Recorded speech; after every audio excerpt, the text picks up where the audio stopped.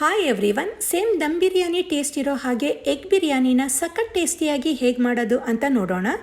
ಗಟ್ಟಿ ಮೊಸರಿಗೆ ಖಾರದ ಪುಡಿ, ಕೊತ್ತಂಬರಿ ಪುಡಿ, ಗರಂ ಮಸಾಲ ಪೌಡರ್, ಅರಿಶಿಣ ಹಾಕಿ ಮಿಕ್ಸ್ ಮಾಡಿ ಇಟ್ಕೊಂಡು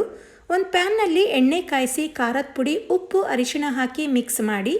4 ಸೈಡ್ ಕಟ್ಸ್ ಹಾಕಿರೋ ಮೊಟ್ಟೆ ಹಾಕಿ ಫ್ರೈ ಮಾಡಿ ಎತ್ತಿಟ್ಕೋಬೇಕು. ಈಗ ಒಂದು ಕುಕ್ಕರ್ನಲ್ಲಿ ಎಣ್ಣೆ ಮತ್ತು ತುಪ್ಪ ಕಾಯಿಸಿ ಚಕ್ಕೆ, ಲವಂಗ, ಏಲಕ್ಕಿ, ಚಕ್ರ ಮೊಗ್ಗು, ಸೋಂಪಿನ ಕಾಳು, ಜೀರಿಗೆ, ಬಿರಿಯಾನಿ ಎಲೆ ಹಾಕಿ ಫ್ರೈ ಮಾಡಿ